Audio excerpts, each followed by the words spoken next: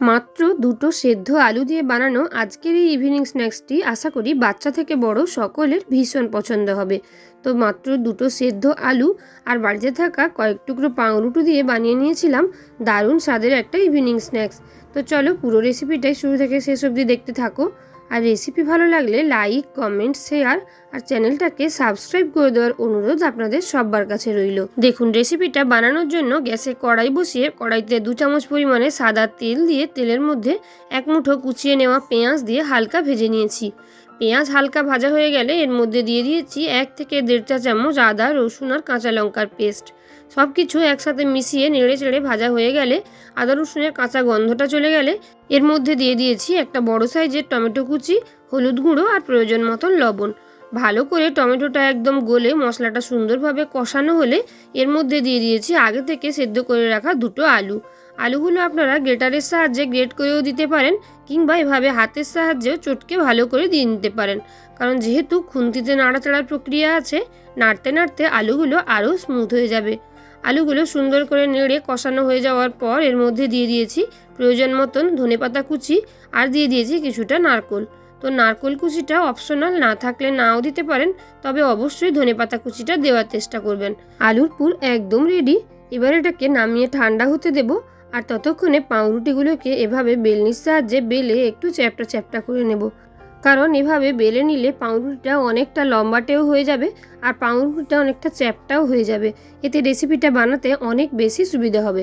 দেখো, একে একে সব কটা পাউরুটি আমি এভাবে বেলে নিয়েছি। এবার এক একটা পাউরুটি এভাবে নিয়ে পাউরুটিগুলোর মধ্যে আগে থেকে বানিয়ে রাখা আলুর যে মিশ্রণটা পাউরুটির মধ্যে বেশ অনেকটা পরিমাণে দিয়ে দিচ্ছি। এবার এভাবে পাউরুটিটাকে একদম এগ রোলের মতন ভাঁজ করে নিয়ে রোল করে নেব। তো একটু হাতের সাহায্যে চেপে চেপে দেবো যাতে কোনোভাবে খুলে না যায়। আর যেহেতু এভাবে চ্যাপটা করে বানানো, তাই রোলগুলো বানাতেও ভীষণই সুবিধা হবে। তো আরও একটা তোমাদের বানিয়ে দেখাই, দেখো। আর এভাবে একে একে সব কটাই বানিয়ে নেব। আলুর পুর দিয়ে এভাবে একটু চেপে চেপে নিলেই সুন্দরভাবেই রোল রেডি হয়ে যাচ্ছে। তো দেখো, একে একে সব কটাই আমি বানিয়ে নিয়েছি। অপরদিকে গ্যাসে একটা তাওয়া বসিয়ে তাওয়ার মধ্যে দিয়ে দিচ্ছি মাত্র 1 থেকে 1.5 চা চামচ সাদা তেল। তো তোমরা চাইলে বাটার দিয়েও রেসিপিটা বানাতে পারো। আর একটা বাটির মধ্যে একটা ডিম সামান্য লবণ দিয়ে ফেটিয়ে রেখেছি। এবার তাওয়াটা গরম হলে ওই ডিমের গোলার মধ্যে রোল করা পাউরুটিগুলোকে চুবিয়ে এবার আমি তাওয়ার মধ্যে দিয়ে দিচ্ছি। আর এভাবে তাওয়ার মধ্যে দিয়ে এক পিঠ হলে তারপরে আমি অপর পিঠ উল্টে নেব। আর খুব বেশি সময় লাগবে না, এক পিঠ হতে ওই বড়জোর 1 মিনিট মতন সময় লাগবে। তারপর আমি অপর পিঠ উল্টে নেব আর 2 পিঠ এভাবে একদম গোল্ডেন করে ভেজে নেব। এভাবে একটু সময় নিয়ে 2 পিঠ উল্টে পাল্টে ভেজে নিলেই রেডি হয়ে যাবে দারুণ স্বাদের একটা ইভিনিং স্ন্যাক্স। তো তোমরা এই খুন্তির সাহায্যে ব্যাপারটা নাড়াচাড়া করতে না পারলে ক্যাচারের সাহায্যেও এভাবে 2 পিঠ উল্টে পাল্টে নিতে পারো। তো দেখো, ইভিনিং স্ন্যাক্স একদম রেডি। বাচ্চা থেকে বড় সকলের তো ভীষণ পছন্দ হবে এটা।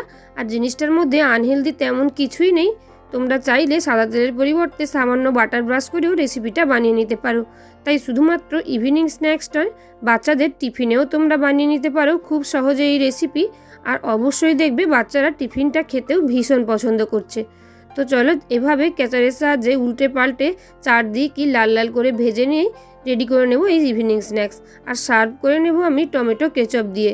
সন্ধ্যে চায়ের সঙ্গে এই ধরনের ইভিনিং স্ন্যাক্স থাকলে তো আর কোনো কথাই হয় না। কত ইজি আর বানানোটা কতটাই সহজ তোমরা দেখতে পেলে। মানে শুধুমাত্র দুটো আলু যদি সেদ্ধ থাকে, আগে থেকে যদি তোমরা দুটো আলু ভাতের মধ্যেও দিয়ে রাখতে পারো, তাহলেই বানিয়ে নেওয়া যায় এত সুন্দর একটা রেসিপি। তো রেসিপি তোমাদের কেমন লাগলো অবশ্যই জানিও। আর রেসিপি ভালো লাগলে আরও নতুন নতুন রেসিপি পেতে নতুন বন্ধুরা ঝটপট চ্যানেলটাকে সাবস্ক্রাইব করে দিও। আসছি নতুন কোনো রেসিপি নিয়ে। টাটা।